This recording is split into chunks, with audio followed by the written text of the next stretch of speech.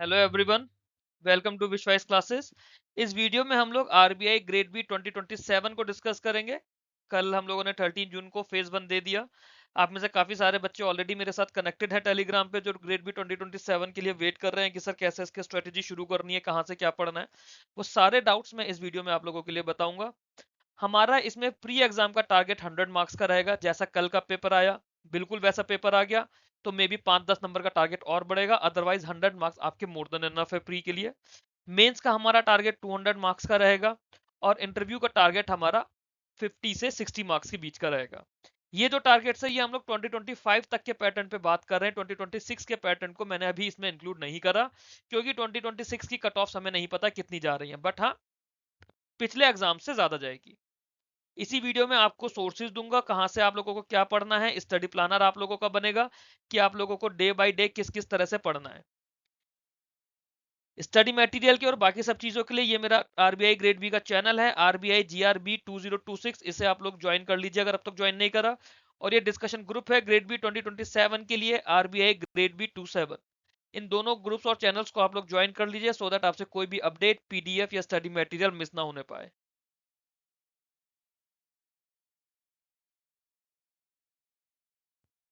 अगर हम लोग एग्जाम पैटर्न की बात करें तो एग्जाम में देखिए सबसे पहले हमारा प्री एग्जाम होगा जिसे हम लोग फेज 1 बोलते हैं आरबीआई की टर्मिनोलॉजी में। 4 सेक्शन आएंगे। क्वांट्स का सेक्शन आएगा 30 नंबर का जिसको आपको 25 मिनट में सॉल्व करना है। रीजनिंग का सेक्शन आएगा 60 नंबर का जिसको आपको 45 मिनट में सॉल्व करना है। इंग्लिश का क्वेश्चन आएगा 30 नंबर का जिसे आपको 25 मिनट में सॉल्व करना है। जीए का सेक्शन आएगा 80 नंबर का जिसे आपको 25 मिनट में सॉल्व करना है। सोर्स विश्वास क्लासेस। आप लोगों को मैं इसके लिए पीडीएफ दूंगा, वीडियोस प्रोवाइड करूंगा अपने बनाकर। क्वांट्स, रीजनिंग, जनरल अवेयरनेस, ये तीनों सेक्शंस आप लोगों के मैं करवाऊंगा। इंग्लिश के लिए मैं आप लोगों को पैरा जंबल्स दूंगा, पैरा जंबल्स प्रोवाइड करूंगा, रीडिंग कॉम्प्रिहेंशन प्रोवाइड करूंगा और क्लोज टेस्ट प्रोवाइड करूंगा। इंग्लिश में ये तीन चीजें मैं आप लोगों को प्रोवाइड करूंगा, बेसिक से लेकर एडवांस लेवल तक के। पैरा जंबल्स, रीडिंग कॉम्प्रिहेंशन और क्लोज टेस्ट। इसके अलावा अगर कुछ प्रोवाइड करने का होगा तो दैट आई विल सी, उसकी मैं आपसे अभी श्योरिटी आप लोगों को नहीं दे सकता कि मैं और कुछ इंग्लिश में प्रोवाइड कर पाऊंगा या नहीं। बट ये तीन चीजें मैं आप लोगों को बोल रहा हूँ, this I will provide you. फिर हमारा इसमें फेज 2 आता है। फेज 2 के अंदर क्या होगा, हमारे पास 3 पेपर होते हैं, पेपर 1, पेपर 2, पेपर 3। एक हमारा इकोनॉमिक एंड सोशल इश्यूज का पेपर होगा 100 नंबर का। इसमें 30 नंबर का 30 क्वेश्चंस का ऑब्जेक्टिव होगा जो 50 नंबर का आएगा, 30 मिनट में आपको करना होगा। 6 डिस्क्रिप्टिव क्वेश्चंस आएंगे जिसमें से आपको 4 करने होंगे, 50 नंबर के होंगे चारों क्वेश्चंस मिला के 90 मिनट में। 2 डिस्क्रिप्टिव क्वेश्चन आपके 10-10 नंबर के होंगे और 2 डिस्क्रिप्टिव क्वेश्चंस आपके 15-15 नंबर के होंगे। सिमिलरली जब इंग्लिश की हम लोग बात करेंगे तो इंग्लिश में 3 क्वेश्चंस आएंगे, एक प्रेसी राइटिंग, एक रीडिंग कॉम्प्रिहेंशन, एक एस्से। 90 मिनट्स में आपको तीनों क्वेश्चंस करने होंगे। और फिर आपका फाइनेंस एंड मैनेजमेंट का पेपर होगा, ये पेपर भी आपको 100 नंबर का होगा। 30 ऑब्जेक्टिव क्वेश्चंस होंगे 50 नंबर के लिए जिसके लिए आपको 30 मिनट मिलेंगे। 6 डिस्क्रिप्टिव क्वेश्चंस आएंगे जिसमें से आप लोगों को 4 करने होंगे, 50 नंबर के होंगे, 90 मिनट में करने होंगे। इसमें भी वही रहेगा, 2 क्वेश्चन 10-10 नंबर के रहेंगे डिस्क्रिप्टिव, 2 क्वेश्चंस 15-15 नंबर के रहेंगे डिस्क्रिप्टिव।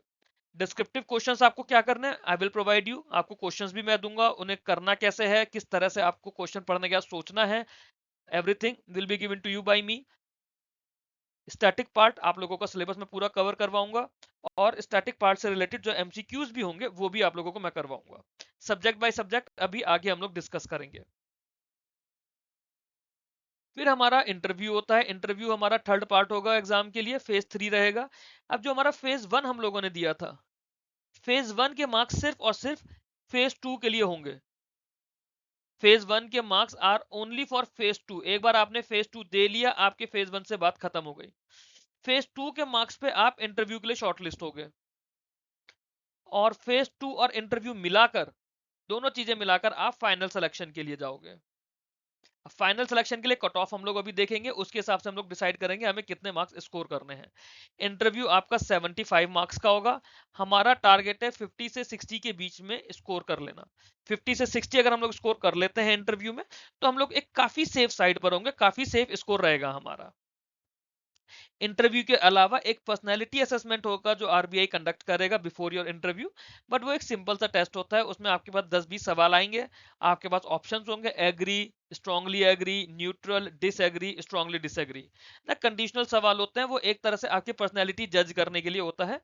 वो एक दिन का मैं आप लोगों को वीडियो बना के कवर करवा दूंगा आपके इंटरव्यू से पहले किसी टाइम पर, कि उसे किस तरह से अटेम्प्ट करना है। उसके मार्क्स वगैरह नहीं होते, उसमें कोई फेल नहीं होता, वो सिर्फ और सिर्फ आप लोगों के लिए एक असेसमेंट होता है। उसके लिए बहुत ज्यादा परेशान होने की कभी जरूरत नहीं होगी आप लोगों को। पिछले 5 साल की फेज वन की कट ऑफ्स अगर हम लोग देखें, 2025 की देखिए 77.5 गई थी, जीए की कट ऑफ 24 थी, इंग्लिश की और क्वांट्स की 9 कट ऑफ गई थी। 2024 की कट ऑफ हमारी 67.25 गई थी, जीए की 20 थी, रीजनिंग 15, इंग्लिश और क्वांट 7.5 2023 की कट ऑफ हमारी 54.25 गई, जीए की 12, रीजनिंग 9, इंग्लिश क्वांट 4.5 2022 में ये कट ऑफ 12 नंबर गई, जीए, रीजनिंग 9, इंग्लिश और क्वांट 4.5 और टोटल हमारी 63.75। 2021 की कट ऑफ की बात करें तो 2021 की 66.75 हमारी कट ऑफ गई थी, और ये हमारी सेक्शनल कट ऑफ्स हैं। ठीक है, अब इससे आपको क्या पता चल रहा है कि आपकी कट ऑफ जो है 80 के अंडर अंडर चल रही थी। बट 2026 का जो पेपर हुआ, 2026 का पेपर में कट ऑफ आपकी जा रही है 90 अप्रोक्स, 90 95 मेरे अकॉर्डिंगली जाने की उम्मीद है। बाकी लोग अलग अलग कट ऑफ बोल रहे हैं। अगर जैसा पेपर ये 2025 तक आया है, 2025 तक के पेपर में हमारा टारगेट 100 मार्क्स है। 2026 जैसा पेपर अगर फिर रिपीट होता है तो एक बार कट ऑफ आ जाए, हम लोग अपनी कट ऑफ की रिक्वायरमेंट को भी चेंज करेंगे। बट यहाँ पे भी हम लोग कल का जैसे पेपर आया था, ऐसे पेपर में 110 से 120 नंबर लाना आसान बात है, ज्यादा डिफिकल्ट नहीं है, प्रोवाइडेड आप लोगों ने अपनी तैयारी ढंग से करी हो। जिस तरह से मैं आप लोगों से रिक्वेस्ट करूंगा, जिस तरह से मैं आप लोगों को हेल्प करूंगा, उस तरह से आप लोगों को अपनी तैयारी करते चलना है, शॉर्टकट्स नहीं अपनाने। सबसे पहली बात ये ध्यान रखना, वैकेंसीज कम है, पेपर का सिलेबस लेंदी है, और सबसे बड़ा पेपर है बैंकिंग इंडस्ट्री का।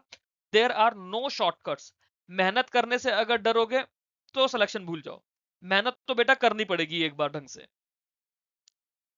मेंस की कट ऑफ की बात करें, आप देखिए जो फेज टू की कट ऑफ गई है 171.50 गई है, सिलेक्शन की 230 गई है।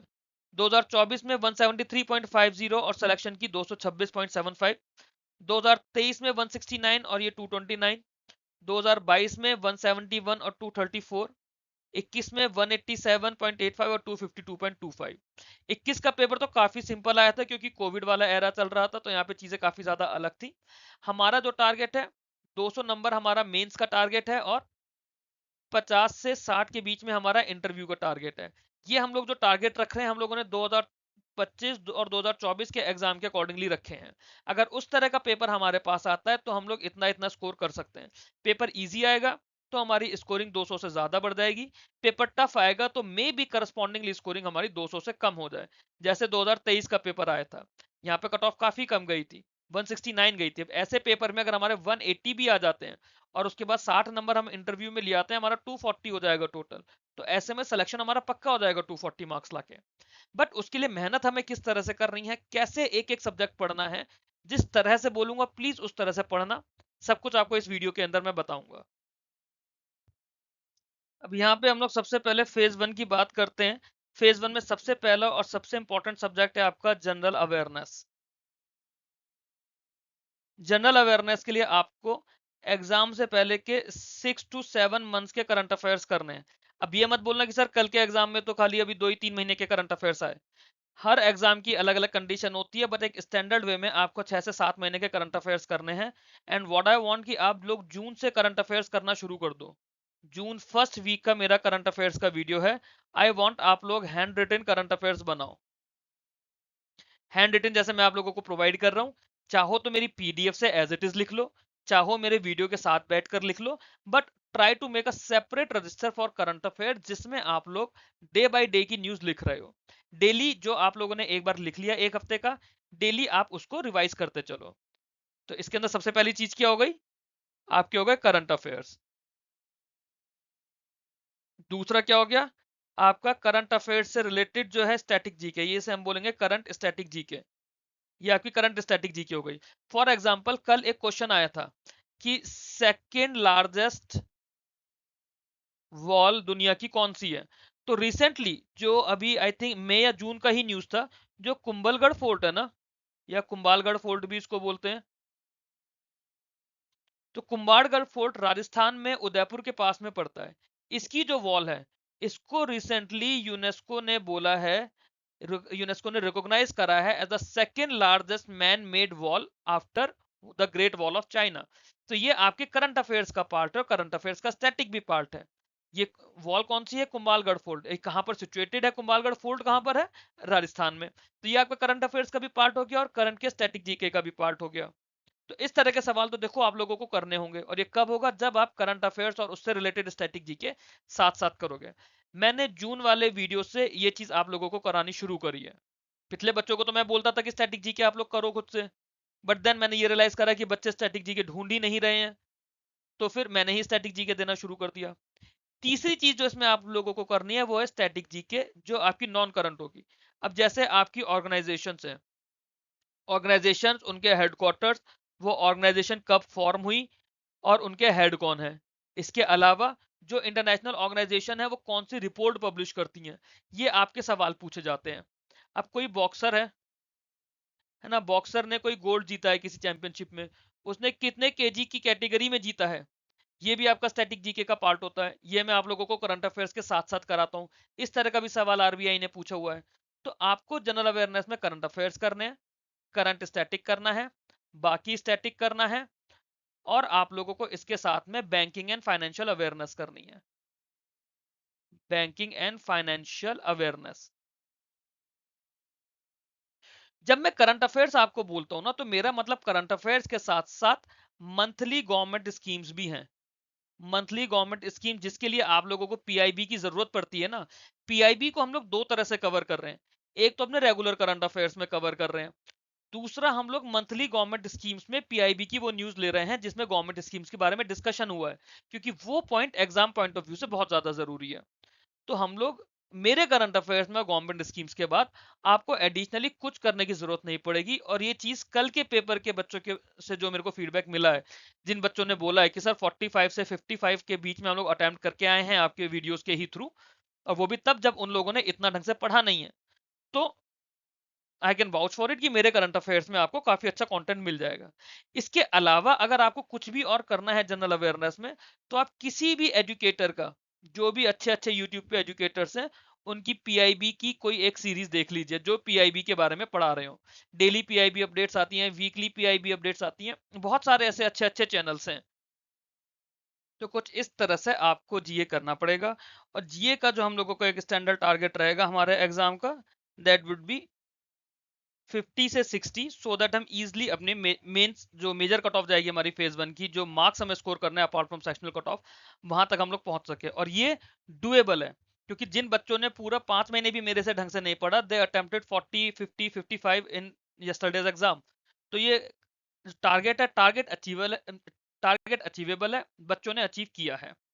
अगला सब्जेक्ट हम लोग देखते हैं, इसमें वो आएगा रीजनिंग। रीजनिंग की हम लोग जब बात करेंगे ना, रीजनिंग हमारी 60 नंबर की आएगी। रीजनिंग हमारी इजी और टफ दोनों लेवल पर जा सकती है। रीजनिंग में सबसे ज्यादा जरूरी हम अपने फिक्स टॉपिक्स को करेंगे, जैसे शिलॉक्स, सिलोजिज्म हमें करना है रीजनिंग में, कोडिंग डिकोडिंग करना है रीजनिंग में, इनपुट आउटपुट हमें करना है रीजनिंग में, सीटिंग अरेंजमेंट और पजल्स हमें करने हैं रीजनिंग में, और क्रिटिकल रीजनिंग करनी है। ये हमारे 4 लेवल में हम लोगों ने रीजनिंग को बांटा हुआ है। लेवल 1 जो कि फाउंडेशन है, लेवल 1 इज फाउंडेशन। तो फाउंडेशन के लिए हम लोग क्या करेंगे, मैं हर टॉपिक के आपको बेसिक वीडियोस प्रोवाइड करूंगा। बेसिक वीडियो जो आपके सभी एग्जाम्स के लिए, जो भी आपके बाकी भी एग्जाम्स आएंगे, आईबीपीएस, आरआरबी, इन सारे एग्जाम्स के लिए ये फाउंडेशन रहेगी। फिर हमारा लेवल 2 वीडियो होगा। लेवल 2 में हम लोग clerk pre, clerk mains, PO pre, इसकी बात करेंगे। फिर हमारा लेवल 3 वीडियो रहेगा जिसमें हम लोग एसबीआई क्लर्क मेंस और आरआरबी पीओ मेंस की बात करेंगे। इसके बाद हमारा लेवल 4 रहेगा जो लेवल 4 रहेगा वो हमारा आरबीआई ग्रेड बी के लिए रहेगा। लेवल 4 हमारा RBI grade B IBPS PO mains का रहेगा। ठीक है, बट इसमें खास चीज आपको क्या देखनी है, खास चीज आपको ये देखनी है कि लेवल 4 आप लोग तब कर पाएंगे जब लेवल 1 2 3 पूरा हो जाएगा। मैं लेवल 4 आप लोगों को आईबीपीएस पीओ मेंस के आसपास के टाइम पे करवाऊंगा, उससे पहले मैं लेवल 4 नहीं करवाऊंगा। तब तक व्हाट आई वांट कि आप लोग लेवल 1 करके लेवल 2 और 3 पे अपनी फाउंडेशन स्ट्रॉन्ग कर लें। ये आप लोगों को मैं करवाऊंगा, ये मैं करवा रहा हूँ। लेवल 2 और 3 के वीडियोस मैं अभी बना रहा हूँ, डे बाय डे कुछ टाइम में शुरू हो जाएंगे, 1 या 2 हफ्ते बाद से डेली के टॉपिक वाइज टॉपिक वीडियोस आएंगे। फिर इसके लिए मैं आपको प्रैक्टिस मटेरियल देता रहूंगा। रीजनिंग का प्रैक्टिस मटेरियल आपको विश्वास क्लासेस पे ही मिलेगा, एंड एवरीथिंग इज फ्री,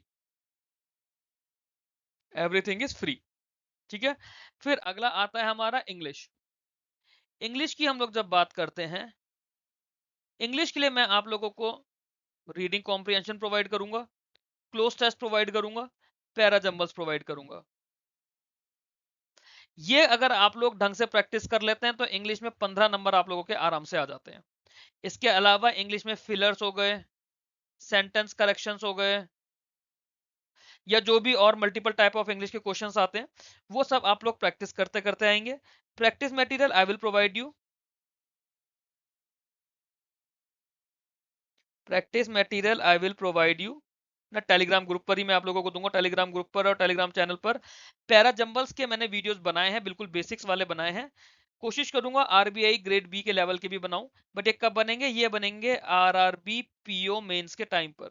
जब आरआरबी पीओ मेंस के लिए मैं इंग्लिश के वीडियोस बनाऊंगा, वो वाले वीडियोस आपको आरबीआई ग्रेड बी के लिए क्लोज टेस्ट में, पैरा जंबल्स में या सेंटेंस करेक्शंस में काम आएंगे। कौन कौन से मैं कराऊंगा मैं उस चीज की श्योरिटी नहीं देता। आप लोग इन द मीनवाइल आप लोगों को इंग्लिश में खुद से क्या करना है, ये मैं बच्चों को बार बार बोलता हूँ, बहुत सारे बच्चों को इंग्लिश में यही करने के लिए मैं बोलता हूँ। Top 20 errors noun SBI PO, इस तरह से करके आप सर्च करो। यूट्यूब पे आपको बहुत सारी प्लेलिस्ट मिलेंगी, कोई 20 एरर्स की मिलेंगी, कोई 10 एरर की मिलेगी, कोई 15 एरर की मिलेगी। बट टॉपिक बाय टॉपिक, जैसे हम लोग पहले नाउन करेंगे फिर प्रोनाउन करेंगे। कौन से टीचर को फॉलो करना है, किसी भी टीचर को, 2 से 3 टीचर्स को आप लोग रैंडमली देखो, एक दिन लगाओ, 2 या 3 टीचर्स को देखो, उनके 2 2 वीडियोस देखो, देखो आपको किसका समझ आ रहा है। सारे टीचर्स अच्छे हैं, मैं ये नहीं बोल रहा कि आप किसी एक स्पेसिफिक टीचर के पास जाओ, सारे टीचर्स अच्छे हैं और बहुत अच्छे अच्छे टीचर्स हैं, प्रोवाइडेड आपको उन्हें ढूंढना आना चाहिए। आपको किस टीचर का समझ आ रहा है, जरूरी नहीं है कि जिसका किसी पर्सन ए को समझ आ रहा हो आपको भी उसी टीचर का समझ आ जाए। तो you have to analyse your teacher according to your need. तो आप लोग इसके लिए टीचर देखिए। तो अगले 1 to 2 मंथ में मैं चाहता हूं आप लोग topic by topic, her topic के 20-20 एरर्स को प्रैक्टिस करके उसके नोट्स जरूर बना लो, ताकि आपको रूल्स समझ आ जाए। डायरेक्टली रूल्स मत करो, क्वेश्चंस के साथ में रूल्स करने की कोशिश करो, जिससे बहुत से लोग रिवर्स लर्निंग भी बोलते हैं, ताकि आपको एक्चुअली में समझ आए किस तरह के एरर्स में दिक्कत होती है, क्या प्रॉब्लम होती है। दूसरा, आप सेंटेंस स्ट्रक्चर भी सीख पाओ। जब तक इंग्लिश आप टॉपिक बाय टॉपिक नहीं सीखोगे, आपको थोड़ी दिक्कत हमेशा रहेगी। फिर बात आती है हमारी क्वांटिटेटिव एप्टीट्यूड में, क्वांट्स में इसे न्यूमेरिकल एबिलिटी भी बोला जाता है ना। अब इसमें आप लोगों को क्या करना है, इसके अंदर सबसे पहली चीज तो आप लोगों को नंबर सीरीज करनी है। ये वो टॉपिक्स है जो डुएबल होते हैं, मैं सारे टॉपिक आपको नहीं बोलूंगा। सबसे पहले आपको नंबर सीरीज करनी है, फिर आपको डीआई करना है। डीआई करने के लिए आपकी रिक्वायरमेंट है रेशियो, परसेंटेज और एवरेज। ये 3 टॉपिक्स की आपकी रिक्वायरमेंट है डीआई करने के लिए। रेशियो की हम लोग जब बात करते हैं तो रेशियो से हमारा मतलब पार्टनरशिप भी होता है और साथ में मिक्सचर एंड एलिगेशन भी होता है। ये तीनों टॉपिक एक साथ जब आप करते हो तब आपके रेशियो के कॉन्सेप्ट क्लियर हो पाते हैं, रेशियो अप्लाई करना आता है। सिमिलरली जब परसेंटेज की बात करते हैं तो परसेंटेज के साथ साथ हमें प्रॉफिट लॉस भी करना होता है, प्लस SI CI भी करना होता है। तब आपके परसेंटेज के क्वेश्चंस क्लियर कर पाते हैं, और ये पूरा आप जब ये 6-7 टॉपिक कर लेते हो, that completes your ratio and percentage, और साथ में आप एवरेज कर लोगे, so this will be a complete package for your DI. और अगर इसमें 1 या 2 अर्थमेटिक के सवाल आ गए तो वो भी आपके सॉल्व हो जाएंगे। नंबर सीरीज मैं आप लोगों को करवाऊंगा, रेशियो परसेंटेज एवरेज ये भी आप लोगों को मैं करवाऊंगा। फिर इसके अलावा आपको 3 अर्थमेटिक के टॉपिक करने हैं, एक्चुअली 4। आपको 4 टॉपिक करने, कौन कौन से? Trains, boats, time and work और पाइप एंड सिस्टर्न। ये आपको इसलिए करना है कि अगर इन पर बेस कोई डीआई आ जाए तो आप वो कर सकते हो, इन पर बेस कोई अर्थमेटिक आ जाए तो आप वो कर सकते हो। आपको क्वांट्स में 10 से 12 नंबर लेकर आने हैं, जिसके लिए इतना सफिशिएंट है। जरूरी नहीं आपसे सारा डीआई बन जाए, हो सकता है आप किसी डीआई में फंस जाओ। उस केस में अगर आपके पास कोई अर्थमेटिक बेस्ड डीआई आ जाता है इन टॉपिक पे, या फिर इन टॉपिक के 2-3 सवाल आ जाते हैं, या मिक्सचर का या एसआईसीआई का सवाल आ जाता है, तो एटलीस्ट वो सवाल हो तो जाए आप लोगों से। क्वांट्स को करने के लिए भी हमारे पास मल्टीपल लेवल्स हैं। लेवल 1 हमारा फाउंडेशन है, लेवल 2 हमारा clerk pre plus clerk mains plus PO pre है। लेवल 3 में हम लोग बात करेंगे आरआरबी पीओ मेंस और आरबीआई ग्रेड बी। ठीक है, लेवल 1 के लिए मैंने 3 टॉपिक्स अभी कराए हुए हैं यूट्यूब पर। रेशियो कराया हुआ है, रेशियो के 2 वीडियोस हैं। परसेंटेज कराया हुआ है, पार्टनरशिप कराया हुआ है। ये आप लोगों को लेवल 1 करना होगा। अगर आप लोगों का मैथ्स वीक है तो आप लोग लेवल 1 से शुरू करिए। अदरवाइज लेवल 2 के मैंने वीडियोस कराए हुए हैं आरबीआई असिस्टेंट के। आरबीआई असिस्टेंट प्लस नाबार्ड के जो मैंने वीडियोस कराए हुए हैं, उन्हें आप लोग फॉलो कर सकते हैं लेवल 2 के लिए। लेवल 3 हम लोग आरआरबी पीओ के आसपास करेंगे, वो आप लोगों को आरबीआई ग्रेड बी के लिए रेडी करेगा। तब तक आप इन लेवल्स को करके अपना फाउंडेशन स्ट्रांग करिए, क्योंकि जब तक फाउंडेशन स्ट्रांग नहीं है, यहाँ पे और यहाँ पे आप लोगों को दिक्कत आएगी। फाउंडेशन स्ट्रांग करना जरूरी है, सेम रीजनिंग में, सेम इंग्लिश में। जीए आप लोगों को साथ साथ लेकर चलना पड़ेगा। आगे चलते हैं, फेज 2 की बात करते हैं। Paper 1 economic and social issues. First module है इसका, जिसके अंदर टॉपिक्स है measurement of growth, national income and per capita income, poverty alleviation, employment generation in India, sustainable development and environmental issues.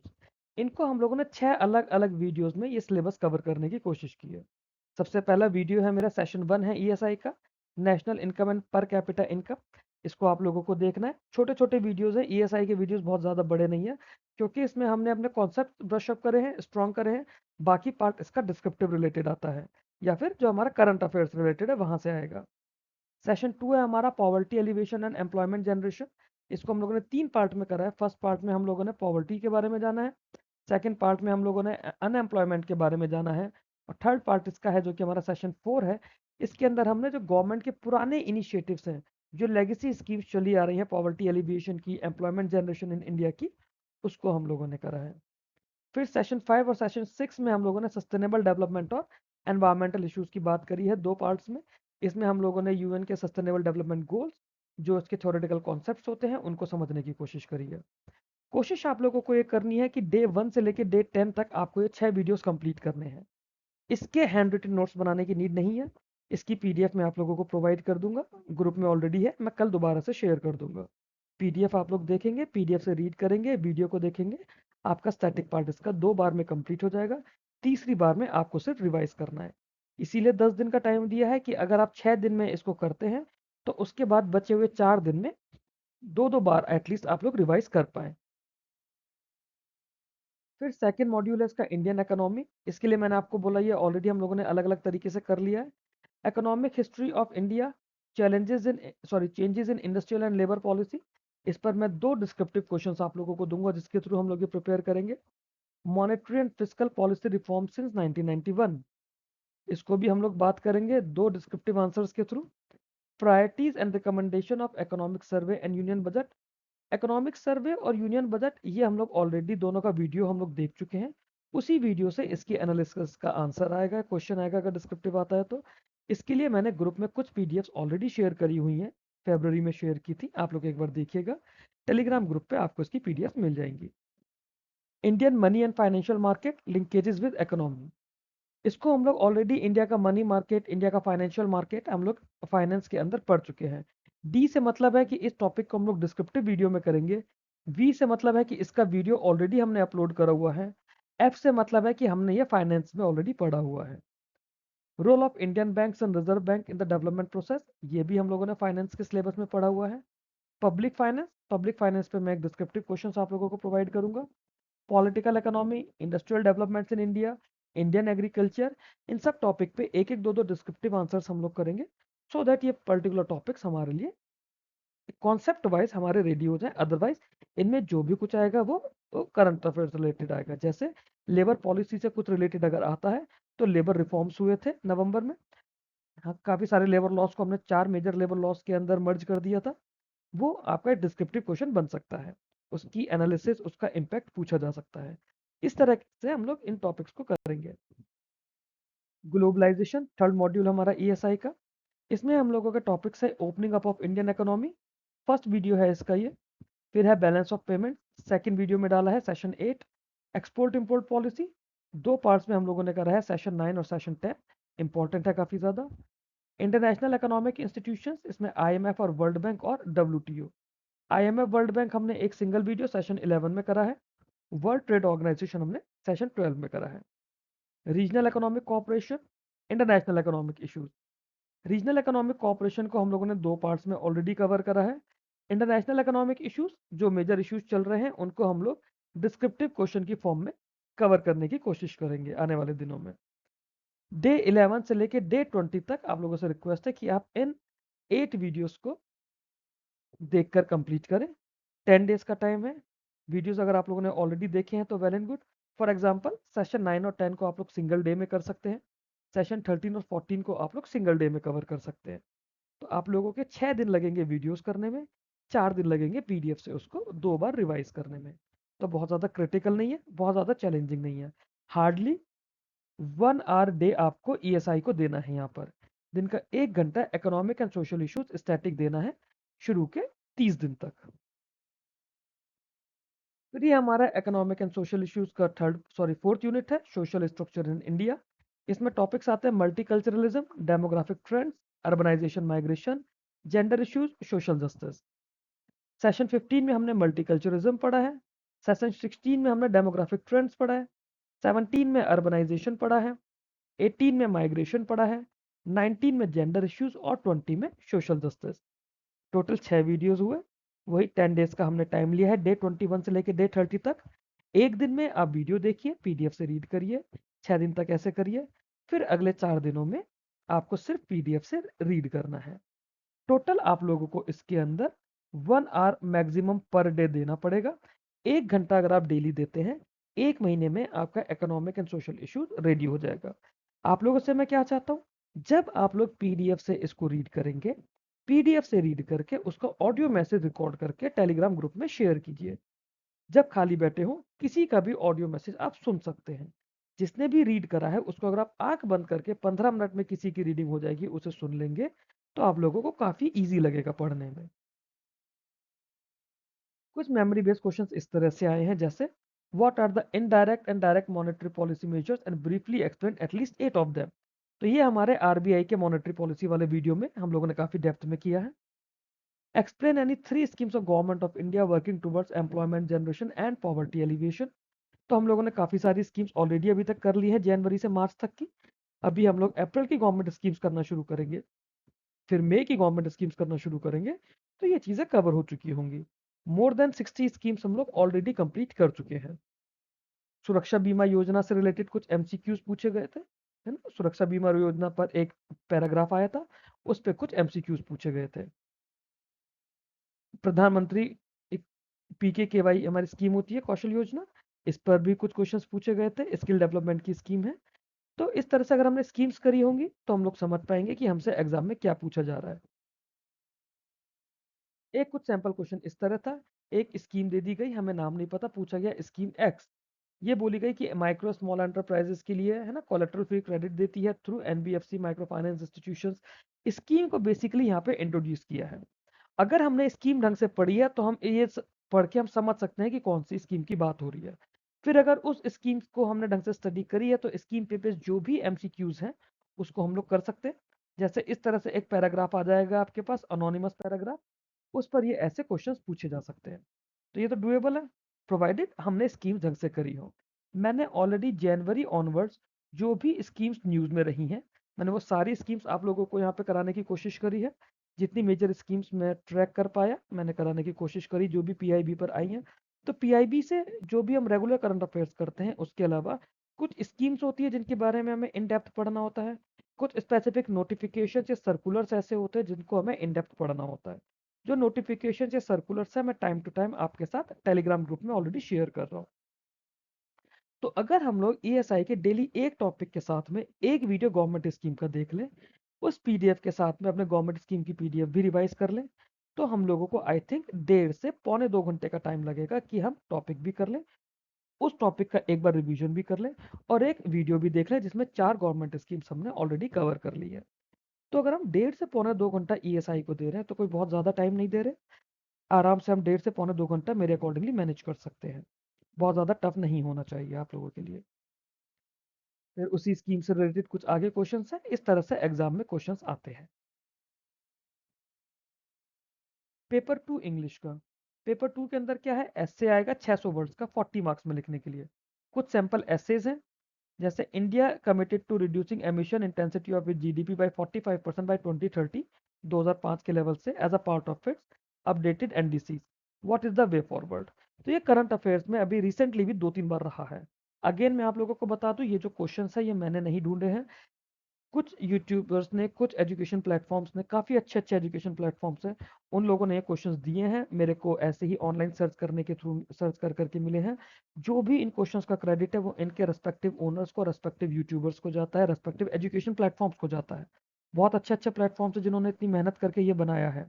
मैं तो अभी नया आया हूँ इस फील्ड में, मेरे पास उतना ज़्यादा एक्सपीरियंस नहीं है जितना ज़्यादा एक्सपीरियंस इन एजुकेशन प्लेटफॉर्म्स के पास है। इसलिए मैं आप लोगों को यही बोलूँगा कि ये एजुकेशन प्लेटफॉर्म्स फ्री में भी जो स्टफ पढ़ा रहे हैं, जो वीडियोस इनके आ रहे हैं उन्हें ज़रूर देखिए।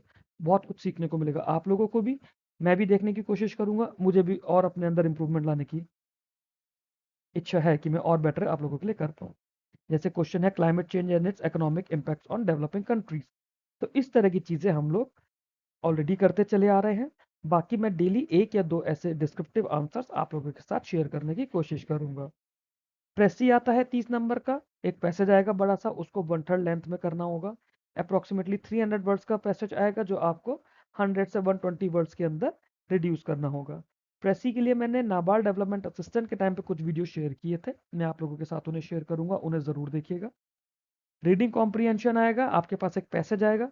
पैसेज पर जैसे स्कूल टाइम में आप लोग रीडिंग कॉम्प्रिहेंशन करते थे कि एक पैसेज है उस पर 5 आंसर्स लिखने हैं, अभी तक जो हम लोग करते हैं हम लोग सिर्फ ऑब्जेक्टिव में मार्क करते हैं, यहाँ पे वो सब्जेक्टिव की फॉर्म में आएगा। तो वो आप लोगों को प्रैक्टिस करनी होगी। कुछ चीज़ें मैं प्रैक्टिस के लिए आप लोगों को देता चलूंगा, प्रोवाइडेड जो भी मैं ऐसे से रिलेटेड आप लोगों को स्टफ भेजूंगा वो स्टफ आप लोगों को रीड जरूर करना है। सिलेबस की बात करें तो हमारा सिलेबस फाइनेंस एंड मैनेजमेंट का कुछ इस तरह से है। पार्ट ए है सिलेबस का जिसके अंदर ये 7 टॉपिक्स हैं, डिटेल में मैंने अलग से दिया हुआ है, ये भी सिर्फ नोटिफिकेशन के स्क्रीनशॉट हैं। फिर पार्ट बी है सिलेबस का जिसके अंदर प्राइमरी एंड सेकेंडरी मार्केट आता है, ये भी फाइनेंस का ही पार्ट होता है। फिर इसके बाद पार्ट सी आता है, पार्ट सी में हमारे पास जनरल टॉपिक्स होते हैं, ये 9 टॉपिक्स है, यहाँ तक हमारे पास फाइनेंस है, ये कोर फाइनेंस है। कुछ टॉपिक्स का ओवरलैप होता है जैसे corporate governance in banking sector हम फाइनेंस में पढ़ते हैं और इटसेल्फ कॉर्पोरेट गवर्नेंस को हम मैनेजमेंट में पढ़ते हैं। फाइनेंस में ही हम कॉर्पोरेट गवर्नेंस कंप्लीट वे में पढ़ेंगे। सेक्शन डी आता है मैनेजमेंट का जिसमें हम लोग फंडामेंटल्स ऑफ मैनेजमेंट पढ़ते हैं, ऑर्गेनाइजेशन बिहेवियर पढ़ेंगे, इसी के अंदर मोटिवेशन पढ़ेंगे, लीडरशिप पढ़ेंगे। सेक्शन डी का आगे का पार्ट इसमें लीडरशिप भी है, चेंज मैनेजमेंट भी है, ऑर्गेनाइजेशनल डेवलपमेंट भी है। डी का ही अगला पार्ट आता है ethics at the work place and corporate governance, इसमें हम लोग एथिक्स पढ़ेंगे पूरा डिटेल में। कॉर्पोरेट गवर्नेंस ऑलरेडी हम लोग इसको फाइनेंस के अंदर कवर कर चुके हैं, और कम्युनिकेशन। ये हमारा सिलेबस है फाइनेंस एंड मैनेजमेंट का। एग्जाम पैटर्न की बात करें तो फाइनेंस एंड मैनेजमेंट का 100 नंबर का पेपर आएगा आपके पास एग्जाम में, 30 ऑब्जेक्टिव क्वेश्चन होंगे 50 नंबर के, मतलब कुछ क्वेश्चन इसमें 1 नंबर के होंगे, कुछ क्वेश्चन इसमें 2 नंबर के होंगे, तभी 50 नंबर बनेंगे। 30 मिनट में करने होंगे ये। 6 डिस्क्रिप्टिव क्वेश्चन आएंगे 50 नंबर में, जिसमें आपके पास 10 नंबर के क्वेश्चन करने होंगे 2, और 15 नंबर के क्वेश्चन करने होंगे 2। आपको 4 करने होंगे 6 में से, तो दोनों तरह के आपके पास 3-3 सवाल आएंगे और ये आपको टाइप करना पड़ेगा, कीबोर्ड से आपको टाइप करना पड़ेगा। रफ शीट आपको जरूर मिलेगी एग्जाम में, बट ये आपको टाइप करना पड़ेगा, तो इसके लिए टाइपिंग प्रैक्टिस अभी से शुरू कर दीजिए। एक ये सैंपल क्वेश्चन है, जैसे एग्जाम में इस तरह से पैसेज आया था, एग्जैक्ट ये पैसेज नहीं था बट ऐसा सा ही कुछ आया था इसी टॉपिक पर। पैसेज था, to promote finance and develop the MSME sector as key driver of economic growth and employment generation, the dash was established as a principal financial institution for MSME. It was set up under an Act of Parliament in 1990 and functions under the regulatory and supervisory ambit of Dash, which has classified as an AIFI. तो हमारा topic है all India finance institution, उसके अंदर से ये सवाल है। अगर आप लोगों ने वो वीडियो देखा हुआ है तो आपको इसका आंसर ऑलरेडी मिल गया होगा अब तक, दोनों ब्लैंक्स का। नहीं देखा हुआ तो आप लोग जब देखेंगे उसके बाद आप ऐसा सवाल सॉल्व कर पाएंगे। पैसेज एज इट इज मेरे नोट्स में से कॉपीड नहीं है, बट इसी तरह से कुछ मैंने अपने नोट्स में बता रखा है उस टॉपिक के बारे में सब कुछ। जिस भी हम एंटिटी की बात कर रहे हैं वो कब बना, क्यों बना, कौन से एक्ट में बना, आरबीआई उसका रेगुलेटरी सुपरवाइजरी एम्बिट किस तरह से है, वो सब कुछ मैंने वहां बताया है। बट अगर आप इतना भी पढ़ लेंगे तो आपको पता चल जाएगा हम किस इंस्टीट्यूशन की बात कर रहे हैं। The institution plays a dual role by providing direct and indirect financial assistance and by coordinating the function of other institutions engaged in similar activities. ये भी उसके अंदर हमने बता रखा है, उस इंस्टीट्यूशन के फंक्शंस को डिटेल में समझने की कोशिश करी है। आंसर वैसे इसका सिडबी है, और सिडबी आरबीआई के रेगुलेटरी और सुपरवाइजरी एम्बिट के अंदर आता है। हमने बहुत डिटेल में सिडबी को पढ़ा है, हम इस तरह के सवाल कर सकते हैं। एक और सवाल देखते हैं। Indian government has prioritized financial inclusion as a key pillar of inclusive growth and poverty alleviation. In this context, the Dash was launched on 28 August 2014 as National Mission for Financial Inclusion. तो जब हमने government schemes करी थी उसके अंदर हमने ये करा है, इटसेल्फ फाइनेंशियल इंक्लूजन टॉपिक के अंदर भी हम लोगों ने इसको करा है, इसको डिस्कस करा है। अगर हमें ये स्कीम पता है कौन सी स्कीम की बात कर रहे हैं तो हमें पता चल जाएगा ये क्या है। Further the scheme leverages dash architecture to facilitate DBT. Government schemes में हमने जगह जगह इसके बारे में बात करी है। ये होता है जैम ट्रिनिटी जनधन आधार और मोबाइल, है ना। जैम ट्रिनिटी होता है, जैम ट्रिनिटी आर्किटेक्चर है डायरेक्ट बेनिफिट ट्रांसफर्स का, ये हम लोगों ने समझा था फाइनेंशियल इंक्लूजन के वीडियो में भी। कुछ इस तरह से सवाल आरबीआई पूछता है। अब आरबीआई सिर्फ इस पैसे पे दो सवाल नहीं, हो सकता है इस पैसे पे 3 या 4 सवाल पूछ लिया जाए। सबसे पहले आपको यह आइडेंटिफाई करना होगा कि किस टॉपिक की या किस फील्ड की या किस स्कीम या किस सर्कुलर या किस बॉडी की बात हो रही है, उससे रिलेटेड आपको पता होना चाहिए, तो आप बाकी ब्लैंक्स भी आंसर कर पाएंगे। ये वे है जिस तरह से आरबीआई सवाल पूछेगा आप लोगों से। एक मोटिवेशन का मैनेजमेंट का एक सवाल ले लेते हैं। Motivation plays a key role in shaping employees behaviour, इस तरह से करके है। आगे various theories have been proposed to explain the concept of motivation in work place. In this regard the theory X propose by Y. यहाँ पे theory का नाम भी आपसे पूछा है और किसने प्रपोज करी है वो भी आपसे पूछा है। Identified hygiene factors as motivators. अब हाइजीन फैक्टर्स एज मोटिवेटर्स कौन सी थ्योरी के अंदर है ये आपको पता होना चाहिए। हर्जबर्ग थ्योरी की बात हो रही है शायद।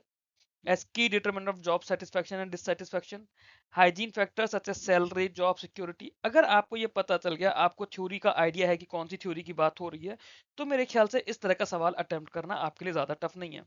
Further the theory Z developed by Clayton Alderfer condensed Maslow's 5 level of needs into 3 core categories, namely Z1, Z2, Z3। तो अगर आपने ये थ्योरी पढ़ी हुई है एल्डरफेयर की, तो आपको पता है कि Z थ्योरी कौन सी थ्योरी है और उनमें जो Z1, Z2, Z3 है इनका क्या नाम है। अब अगर इस तरह का पैसेज आपको पता है, आपने थ्योरीज पढ़ी हुई हैं, आपने थोड़ा सा भी अगर आपको आइडिया है मेरे वीडियोस के थ्रू, तो आप इसको आंसर कर सकते हैं। एक मैम थी पहले जिन्होंने मैनेजमेंट के फर्स्ट हाफ के वीडियोस बनाए थे, 7 वीडियोस, ये उन्होंने अच्छे से कराया हुआ है। इसके अलावा मैं आप लोगों को इस तरह के एमसीक्यूज भी कराऊंगा, ऐसे पैसेज बेस्ड, स्टोरी बेस्ड, इसमें केस स्टडीज बेस्ड भी कराऊंगा और मल्टी सेलेक्ट भी कराऊंगा। उसके अलावा डिस्क्रिप्टिव क्वेश्चंस भी आप लोगों को दूंगा। कुछ डिस्क्रिप्टिव क्वेश्चन जो ऑलरेडी मैंने शेयर करे हैं उनका सैंपल मैं यहाँ पे लेकर आया हूँ। सर्कुलर बेस्ड जो कुछ है वो मैंने वीडियो के लास्ट में बताया है ऑलरेडी कैसे करना है। एक जैसे कि सवाल आया था, इन the field of finance which of the following is an example of alternate sources of finance. Cash credit, treasury bill, equity share, term loans from commercial bank या फैक्टरिंग। तो ऑल्टरनेट सोर्सेज ऑफ फाइनेंस को भी हम लोगों ने पढ़ा है detail में। उस वीडियो से हमें पता चलता है कि इसका आंसर फैक्टरिंग होगा। फिर ये इस तरह के मल्टी सेलेक्ट एमसीक्यूज आते हैं। जैसे एक ये टॉपिक है प्रायोरिटी सेक्टर लैंडिंग, इस पे सवाल आया था एक बार। Domestic scheduled commercial banks are required to allocate 40% of NBC. Foreign banks with less than 20 branches are also required to meet the same overall PSL target of 40%. Within PSL, agriculture has sub target of 18% of ANBC for domestic banks. इस तरह से करके 5 statements आपको दी हुई हैं। आपसे पूछा है कि कौन सी स्टेटमेंट्स इनमें से सही हैं, या कौन कौन सी सही नहीं है, या कौन कौन सी सही हैं। हो सकता है स्टेटमेंट 1 और 2 सही हो, 3 4 5 गलत हो सकता है स्टेटमेंट 1 2 3 गलत हो, 4 5 गलत हो सकता है स्टेटमेंट 1 2 3 4 5 पांचों सही हो, कोई भी गलत ना हो सकता है 2 3 4 5 सही हो, 1 गलत हो सकता है 1 3 4 5 गलत सही हो और 2 गलत हो, है ना। तो ये अगर हमने टॉपिक्स पढ़ रखे हैं, जिस तरह से मैंने पढ़ाने की आपको कोशिश करी है, तो इस तरह के सवाल मेरे को नहीं लगता कि आप लोगों को दिक्कत आनी चाहिए। इस तरह के सवालों को अगर आप देखेंगे थ्योरी पढ़ने के बाद, जब मैं आपको ऐसा सवाल दूंगा, तो आप लोगों को ये काफी इजी लगेगा। मैंने आप लोगों को बार बार बोला था, पहला एम हमारा सिलेबस कंप्लीट करना है, सिलेबस को थॉरोली करना है। एमसीक्यूज ठीक है हम लोग करेंगे, स्टेप 1 सिलेबस कवर करना है, सिलेबस के नोट्स बनाने हैं। जो बच्चे पहले से करते चले आ रहे हैं उनमें से काफी सारे बच्चों के नोट्स बने हुए हैं, जिनके नहीं बने वो अब बनाएंगे। बार बार आप लोगों को मैं रिक्वेस्ट करता हूँ, आप लोगों को समझाता हूँ, एक बार मेहनत करके राइट अप कर लेना, नोट्स बना लेना, पीडीएफ से शॉर्टकट्स मत मारना। मैं उन टीचर्स की तरह नहीं हूं कि जो आप बस मेरी पीडीएफ के प्रिंट कराते रहो, कोर्स खरीदते रहो, कुछ भी करते रहो। फ्री कंटेंट आप लोगों को दे रहा हूँ, सो दैट आप नोट्स बनाओ और जो गलतियां बच्चे करते हैं वो गलतियां आप लोगों की ना हो पाए। ये कुछ डिस्क्रिप्टिव क्वेश्चंस आए हुए हैं एग्जाम्स के, जैसे what is the contribution of Henry Fayol in the field of management, explain 14 principles of management as given by him, risk and challenges associated with AI with respect to the financial system. ये तो पूरा as it is मैंने theory में आप लोगों को पढ़ाया हुआ है topic. RBI has allowed pre-sanctioned credit line via UPI. How is it a step towards financial inclusion? तो ये उस साल ये न्यूज में आया था। अभी रिसेंटली न्यूज में क्या आया है, मॉनेटरी पॉलिसी में आरबीआई ने बोला है कि आरबीआई 10,000 से ज्यादा की जो भी यूपीआई ट्रांजेक्शन होंगी उसमें 1 घंटे का वेटिंग टाइम डालने की बात कर रहा है। अगर ऐसा होता है तो आरबीआई का मानना है कि उससे फाइनेंशियल फ्रॉड को हम लोग रोक पाएंगे कुछ हद तक। कैसे रोक पाएंगे वो उस स्पीच के अंदर सब कुछ है। स्पीच में आप लोगों के साथ शेयर करूंगा जो जो इंपॉर्टेंट स्पीचेस हैं, आप लोगों के साथ मैं टाइम टू टाइम शेयर करूंगा, हम देखेंगे कैसे इस तरह के आंसर्स हमें करने हैं। What are derivatives, discuss different type of derivatives, the key market participants, their significance in financial market and risk associated with them. तो एक टॉपिक है डेरिवेटिव्स, उसको जब हमें 15 मार्क्स में एक्सप्लेन करना है 600 वर्ड्स का आंसर लिख के, उन्होंने सब कुछ पूछ लिया उस टॉपिक का। डेरिवेटिव्स क्या होते हैं, कितने तरह के होते हैं, मार्केट पार्टिसिपेंट्स कौन होते हैं, उनका सिग्निफिकेंस क्या है और उनके क्या रिस्क हैं, ये सब कुछ हम लोगों ने करा है। पूरा लेक्चर एज इट इज है, उसके अंदर पूरा डिस्क्रिप्टिव आंसर आ गया है। तो अगर आप लेक्चर को ढंग से देखेंगे, उसके नोट्स बनाएंगे, नोट्स के थ्रू आप टाइम टू टाइम रिवाइज करते चलेंगे, तो आपको ऐसा आंसर लिखने में ज्यादा टाइम नहीं लगेगा। What is a channel of communication? Briefly explain different types of communication channel and their importance in an organization. इस तरह का सवाल भी हम लोगों ने करा है, और हम लोगों ने जो कम्युनिकेशन का लेक्चर पढ़ा है उसके अंदर डायरेक्टली इस तरह की चीजें आई हुई हैं। तो इस तरह के मेमोरी बेस्ड क्वेश्चंस अब तक आते आ रहे हैं। अब फाइनेंस का सिलेबस आप लोगों के पास है, वीडियोस मैंने दी हुए हैं, सारी बात आती है हमें करना कैसे है। फॉर एग्जांपल हम फाइनेंस के पार्ट ए की बात कर रहे हैं, फाइनेंशियल सिस्टम। टॉपिक है हमारा structure and functions of financial institution. हमने लिया है डे 1 एंड डे 2। करना कैसे है, जो डे 1 है, डे 1 पे आप लोगों को वीडियो देखना है, वीडियो प्लस आपको नोट्स बनाने हैं पीडीएफ से। वीडियो प्लस नोट्स उस टॉपिक के फर्स्ट डे पे करना है। सेकंड डे पे आपको उन नोट्स को खोल के वीडियो को दोबारा देखना है और नोट्स को रिवाइज करना है वीडियो के साथ में। एक टॉपिक आपका 2 दिन चलेगा, मेहनत जरूर पड़ेगी, बट ये 60 डेज की मेहनत है। 60 डेज की मेहनत कर लो, लाइफ बहुत अच्छी हो जाएगी, आपका सिलेबस कवर हो जाएगा। ईएसआई फेज 1 आप लोग साथ साथ कर रहे हैं, एक बार फेज 2 पूरा कवर हो जाएगा हमारा ईएसआई स्कीम्स और स्टैटिक सिलेबस फाइनेंस मैनेजमेंट का करंट अफेयर्स के साथ में। फिर हम फेज 1 का बचा कुचा पार्ट देखेंगे। ऑलरेडी मैं आप लोगों के लिए मई से इसके वीडियोस लेकर आऊंगा, मई मिड से। टॉपिक बाय टॉपिक हम लोग हाई लेवल सवाल करेंगे, हाई लेवल डीआई करेंगे। बाकी मैं मानकर चल रहा हूँ कि आप लोगों ने ऑलरेडी जो बेसिक हैं और नॉर्मल वीडियोस हैं मेरे कॉन्ट्स के, वो देखे हुए हैं या कहीं और से प्रैक्टिस करी हुई है। रीजनिंग आप लोगों को मैंने बोला आप कहीं से भी करते चलिए। फिर भी मैं एक फेज 1 के लिए वीडियो सेपरेट लेकर आऊंगा आपको कि कैसे फेज 1 करना है और कैसे फेज 2 के साथ उसे मैनेज करना है। बट तब तक के लिए जितना बता रहा हूँ उतना जरूर कर लेना। सिलेक्शन लेना ना लेना आप लोगों की मर्जी है। मेरा काम आप लोगों को सिलेक्शन के रास्ते पर लेकर जाना है, जिसके लिए मैं अलग अलग तरीके से एफर्ट्स कर रहा हूँ। तो डे 1 एंड डे 2 का हमारा टॉपिक रहेगा structure and function of financial institutions. First day video देखना है, उसके नोट्स बनाने हैं। चाहे तो वीडियो के साथ साथ नोट्स बनाइए, चाहे तो पीडीएफ को एज इट इज लिख लीजिए। डे 2 पर उस जो आपने लिखा हुआ है उसके साथ में वीडियो दोबारा देखना है।